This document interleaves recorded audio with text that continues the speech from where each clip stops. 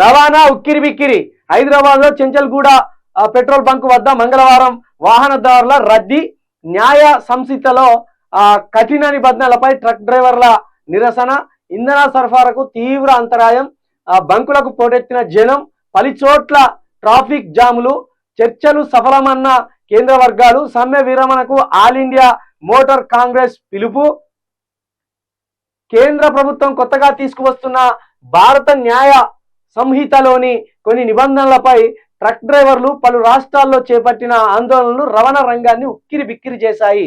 వాహనంతో ఢీకొట్టి పోలీసులకు సమాచారం ఇవ్వకుండా వెళ్లిపోయిన హిట్ అండ్ రన్ కేసుల్లో డ్రైవర్లకు విధించే శిక్షను పెంచాలని ప్రతిపాదించడం ఆందోళనకు ప్రధాన కారణమైంది.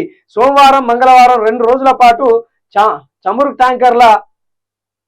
ట్యాంకర్లు తిరగక, తెలంగాణతో పాటు కొన్ని ఇంకా చాలా రాష్ట్రాల్లో తిరగక ఏమవుతుందో అని చెప్పి నిన్న ఒక్కొక్కరు ఒక 4-5 కిలోమీటర్ల లైన్లుగా పెట్రోల్ బంకుల దగ్గర.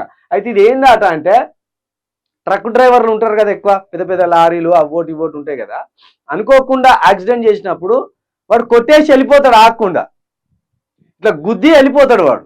అయితే వాళ్లకు శిక్షా కాలాన్ని పెంచాలి అనే ఒక చట్టాన్ని కూడా తెచ్చినట్టు ఇక్కడ అర్థమవుతుంది. వాహనంతో ఢీకొట్టి పోలీసులకు సమాచారం ఇవ్వకుండా వెళ్ళిపోయిన హిట్ అండ్ రన్ కేసులో డ్రైవర్లకు విధించే శిక్షను పెంచాలని. మరి పెంచలే కదా, ఏదో జరిగింది ప్రమాదం జరిగినప్పుడు ఆడుంటే నిన్ను చంపుతారనే భయం అయితే కనీసం పోయి పోలీసులకు సమాచారం ఇవ్వాలి. అది నీ నిజాయితీ, అది నీ నిబద్ధత. ఒకవేళ నువ్వు ఢీకొట్టి ఎక్కడికి పారిపోయినా ఏదో ఒక రోజు తెలుస్తుంది. ఎందుకంటే అంత సీసీ కెమెరాల నిఘాలోనే ఉన్నారు. అంత రాష్ట్రం అంతా కూడా, దేశం అంతా కూడా, ప్రపంచం అంతా కూడా ఎక్కడికని పారిపోతారు. ఒక ప్రాణాన్ని బలికొనడమే కాకుండా ఇంకా మళ్ళీ ఆ ప్రాణాన్ని బలికొన్నట్టు అక్కడ ఆ ప్రమాదం జరిగినట్టు కనీసం చెప్పకుండా పారిపోతే ఎవరు ఢీకొట్టిండ్లు, ఎందుకు ఢీకొట్టవలసి వచ్చింది, ఆ ప్రమాదం ఎందుకు జరిగింది అనేది కనీసం తెలియకపోతే ఎట్లా? అట్లా ఎవరు యాక్సిడెంట్ చేసిండ్లో తెలియకుంటున్న కేసులు లక్షలాలు ఉన్నాయట. కాబట్టి వీళ్ళు ఏం చేసిండ్రు, హిట్ అండ్ రన్ అంటే గుద్దేసి వాని వాడు వెళ్ళిపోవడమే ఇక స్పీడ్ పెంచుకొని. అటువంటి వాళ్ళకు శిక్ష కాలాన్ని మరింత పెంచాలని కేంద్రం ఒక ఆలోచన చేస్తే ఈ ట్రక్ డ్రైవర్లు అంతా కలిసి నిరసన చేస్తానన్నమాట. దాని క్రమంలోనే నిన్న పెట్రోల్ బంక్ దగ్గర సమ్మెకు దిగుతారేమో వీళ్ళనే అనుమానంతో ఇక ఈ ప్రయాణికులు, మోటార్ సైకిల్ వాటోళ్ళు, వీళ్ళు నిన్న కిలోమీటర్ల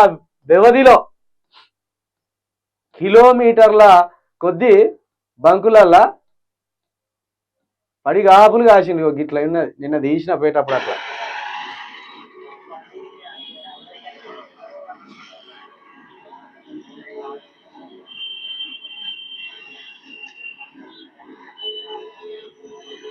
ఎట్నుంచి ఎటు పోవాలో కూడా తెలియదు. ఇక వీళ్ళ అరాచకం మామూలుది కాదు. ఇటు రోడ్డే లేదు, ఇటు నుంచి రావాల్సింది వాహనాలు, వీళ్ళు ఆపోజిట్ లో పోతాను.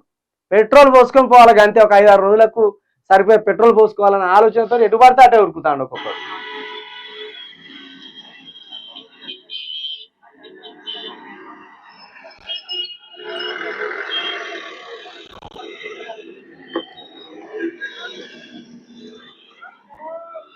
ఇది ఇట్లున్నా అన్నట్టు ట్రక్ డ్రైవర్లు ఆందోళన చేస్తామనేసరికి ఈ విధంగా అయిపోయింది పరిస్థితి.